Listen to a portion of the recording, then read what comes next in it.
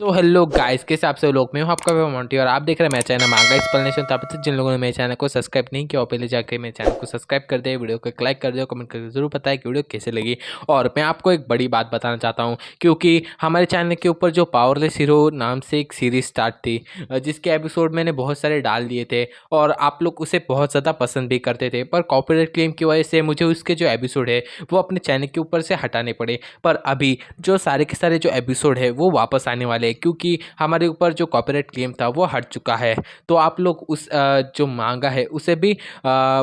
देख सकते हो, आपको वो ज़रूर से पसंद आएगी। तो जल्दी आपको उसके एपिसोड दिखाई दे जाएंगे। तो चलो इस एपिसोड को अब मैं शुरू कर रहा हूँ। एपिसोड के स्टार्टिंग में हमें दिखाया जाता है जो यांग फैंग होता है उसने जो लड़की होती है उसके ऊपर हमला कर दिया होता है, और जिसकी वजह से जो लड़की होती है वो ज़मीन के ऊपर गिर जाती है। और इसके बाद हमें दिखाया जाता है जो यांग फैंग का शैडो सोल्जर होता है वो जो बूढ़ा आदमी होता है उसके ऊपर हमला करने वाला होता है और कहता है कि अब मेरे ऊपर से जो ग्रेविटी है वो हट चुकी है, तो अब तुम्हें मरना होगा, गो टू हेल। और ऐसा कहते हुए वो उसके ऊपर हमला कर देती है। पर हमें दिखाया जाता है जो बूढ़ा आदमी होता है वो अपनी जो पावर्स थे उनका यूज़ करता है, और जो शैडो सोल्जर होता है उसे भी समझ में आ जाता है कि ये उससे बहुत ज़्यादा ही स्ट्रांग है। और फिर हमें दिखाया जाता है जो बूढ़ा आदमी होता है वो भी अपना एक पावरफुल पंच जो शैडो सोल्जर होता है उसके ऊपर देने वाला होता है, और फिर जो शैडो सोल्जर होता है उसके ऊपर अपना पावरफुल पंच देता है, जिससे जो शैडो सोल्जर होती है वो दूर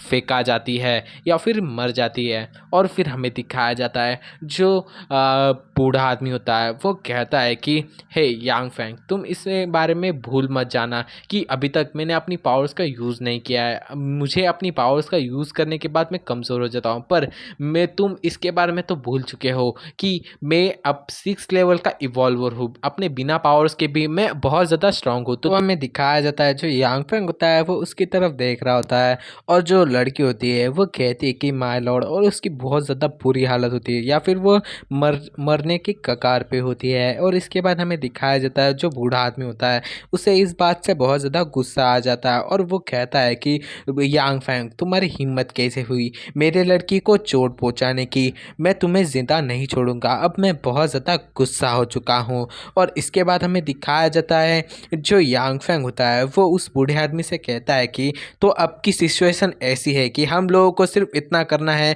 कि हम तीनों को फाइट करें, मतलब हम दोनों को फाइट करनी है, और हम लोगों में से जो पिन आखिर में खड़ा होगा वही यहाँ पे जीतेगा। और इसके बाद हमें दिखाया जाता है जो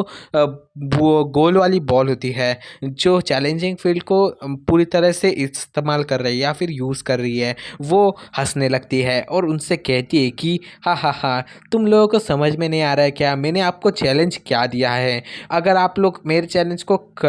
चूज़ मतलब जल्दी से ख़त्म नहीं करते तो आप दोनों भी यहीं पे मरने वाले हो, यहाँ पे कोई भी विनर नहीं बनेगा, जो मैंने चैलेंज दिया है उसे ही कंप्लीट कीजिए। और इसके बाद हमें दिखाया जाता है जो यांग फैंग होता है वो सोचता है क्या कोई विनर नहीं, और जो बूढ़ा आदमी होता है वो भी सोचता है कि हाँ अब कोई भी जीतने वाला नहीं है, कोई यहाँ से बाहर नहीं निकलेगा, यहीं पे ही मरेगा। Oh my God. और इसके बाद हमें दिखाया जाता है जो गोल वाली बॉल होती है वो बहुत ज़्यादा गुस्सा हो रही होती है, क्योंकि जो यांग फैंग होता है और जो बूढ़ा आदमी होता है वो खड़े ही होते हैं, कुछ भी बोल नहीं रहे होते। इसकी वजह से जो गोला गोला होता है वो बहुत ज़्यादा गुस्सा हो जाता है और उन लोगों से चिल्ला रहा होता है कि आप दोनों जल्दी से अपने अपने जो गेस है उसे कीजिए और मुझे बताइए कि किसको क्या टास्क मिला है। अगर आप लोगों ने इस बारे में मुझे जल्दी से नहीं बताया तो मैं मारना शुरू करूँगा, मैं तुम सभी को यहीं पे ही ख़त्म कर दूँगा, तो जल्दी से मुझे बताओ। और वो बहुत ज़्यादा चिल्ला रहा होता है। और इसके बाद हमें दिखाया जाता है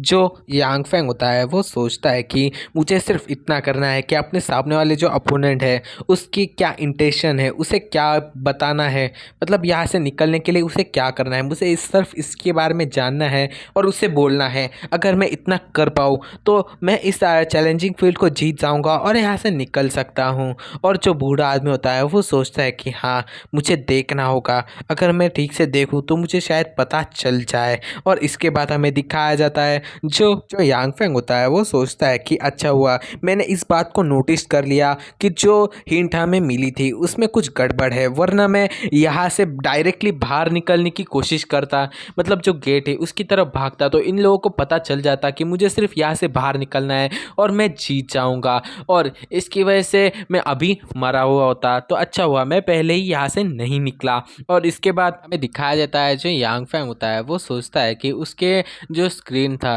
मतलब जो हिंट मिली थी उसमें लिखा था कि अगर इसके बारे में किसी और को, मतलब उन दोनों को पता चल गया तो जो यांग फैंग है वो इस चैलेंजिंग फील्ड से डायरेक्टली इरेज हो जाएगा, वो यहाँ से गायब हो जाएगा। तो इसके बारे में जो यांग फैंग होता है वो सोच रहा होता है कि जो जियो कियान है, मतलब जो बूढ़ा आदमी है, वो और मैं एक जैसे ही हैं, हमें सिर्फ अपने चैलेंज को कंप्लीट करना है और यहाँ से निकलना है, या फिर एक दूसरे के चीज़ों को गेस करना है और इससे हम लोग बाहर निकल सकते हैं। पर मुझे लगता है कि जो जियो कियान है वो डायरेक्टली मुझ पे हमला करेगा और मुझे यहाँ पे ही मार देगा, और इससे मुझे लगता है कि जो चैलेंजिंग फील्ड है वो कोलैप्स भी हो सकती है, या फिर वो अपनी चैलेंज को कंप्लीट करके यहाँ से बाहर भी निकल सकता है। ये दो पॉसिबिलिटी हो सकती हैं। और इसके बाद हमें दिखाया जाता है जो बूढ़ा आदमी होता है वो यांग फैंग को आवाज़ देता है और उससे कहता है कि यांग फैंग, मुझे पता चल चुका है कि तुम्हारी